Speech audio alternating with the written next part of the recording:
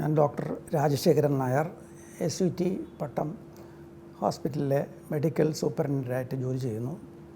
ഈ കഴിഞ്ഞ ജൂൺ 23 രാവിലെ 9:30 ഞങ്ങൾക്കൊരു ഫോൺ കോൾ കിട്ടുകയാണ്. ശ്രീമാൻ അച്യുതാനന്ദൻ്റെ നില ഗുരുതരമാണെന്ന ഒരു ഫോൺ കോൾ കിട്ടി.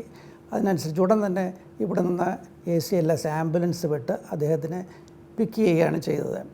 വീട്ടിൽ ഈ നമ്മുടെ ടീം ചെല്ലുന്ന സമയത്ത് അദ്ദേഹം കാർഡിയാക് അറസ്റ്റ് എന്ന ഒരു സ്റ്റേജിലേക്ക് മാറിക്കഴിഞ്ഞെന്നും CPR കുടുംബാംഗങ്ങളെല്ലാം കൂടെ ചേർന്ന് CPR കൊടുക്കുന്ന ഒരു കാഴ്ചയാണ് അവർ കണ്ടത്.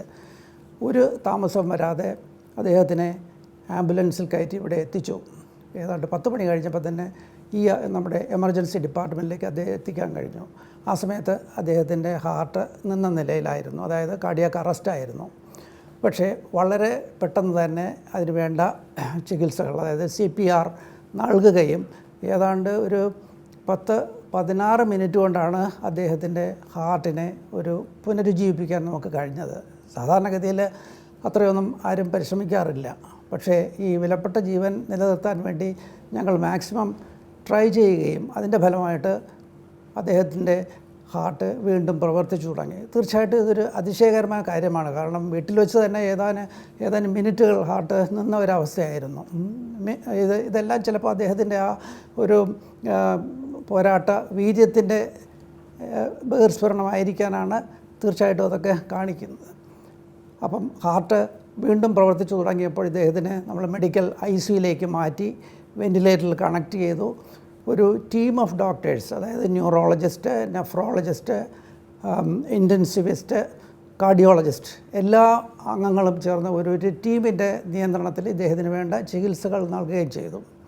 സാധാരണഗതിയിൽ ഈ കാർഡിയാക് അറസ്റ്റ് ഉണ്ടായി കഴിയുമ്പോഴത്തേക്ക് നമ്മുടെ ശരീരത്തിലെ മേജർ ഓർഗൻസ്, വൈറ്റൽ ഓർഗൻസിൻ്റെ ബ്ലഡ് സപ്ലൈ നമ്മൾ CPR കൊടുക്കുകയാണെങ്കിൽ പോലും എഫക്റ്റീവായിട്ട് നമുക്ക് ബ്ലഡ് സപ്ലൈ മെയിൻറ്റെയിൻ ചെയ്യാൻ പറ്റാറില്ല. പക്ഷേ ഇദ്ദേഹത്തിന് വളരെ നേരം, അതായത് ഏതാണ്ടൊരു 20 മിനിറ്റിൽ അധികം ബ്ലഡ് സർക്കുലേഷൻ ഇല്ലായിരുന്ന ഒരവസ്ഥയായിരുന്നു. അതിൻ്റെയൊക്കെ ഫലമാണെന്ന് തോന്നുന്നു ഇദ്ദേഹത്തിൻ്റെ പ്രധാനപ്പെട്ട എല്ലാ അവയവങ്ങളും, അതായത് ബ്രെയിൻ, കിഡ്നി, ലിവർ, ലങ്സ്, ഇങ്ങനെ എല്ലാ ഓർഗൻസിനും, അതായത് മൾട്ടി ഓർഗൻ ഫെയിലുവറിലേക്ക് നയിക്കുന്ന ഒരവസ്ഥയിലേക്ക് അദ്ദേഹം വഴുതി വീണ് കഴിച്ചിരുന്നു. അപ്പം ഈ ആദ്യത്തെ 1-2 ദിവസം വളരെ ക്രിട്ടിക്കലായിരുന്നു. കാരണം മരുന്നുകളുടെ സപ്പോർട്ടോടു കൂടിയാണ് അദ്ദേഹത്തിൻ്റെ ബ്ലഡ് പ്രഷറൊക്കെ നിലനിർത്തിയിരുന്നത്. അദ്ദേഹം അബോധാവസ്ഥയിലും ആയിരുന്നു.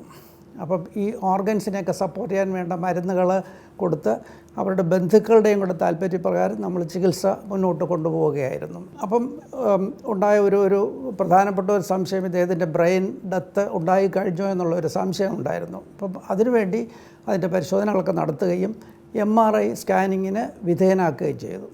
പക്ഷേ അത്ഭുതമെന്ന് പറയട്ടെ, ആ സമയത്തും അദ്ദേഹത്തിൻ്റെ ബ്രെയിനിലെ മിക്ക ഭാഗങ്ങളിലും രക്തോട്ടം നിലച്ചിരുന്നില്ല.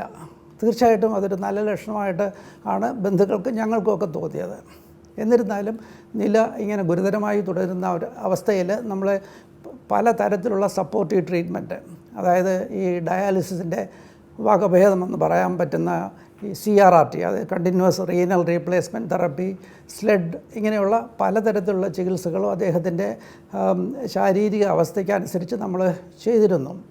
ഇതിനിടയ്ക്ക് വേറെ അഡീഷണൽ കോംപ്ലിക്കേഷൻസ് ഉണ്ടായി, ബ്ലീഡിങ്, രക്തം കട്ടപിടിക്കാത്ത അവസ്ഥ. എന്നിരുന്നാലും അദ്ദേഹത്തിൻ്റെ ആ ഹൃദയത്തിൻ്റെ പ്രവർത്തനത്തിൽ യാതൊരു താളവും തെറ്റാതെ മുന്നോട്ട് പോയിരുന്നു. മരുന്നുകളുടെ സപ്പോർട്ടില്ലാതെ തന്നെ അദ്ദേഹത്തിൻ്റെ ഹൃദയം പ്രവർത്തിച്ചിരുന്നു. ഇതൊക്കെ നല്ല ലക്ഷണമായിട്ട് ഞങ്ങളും കരുതിയിരുന്നു.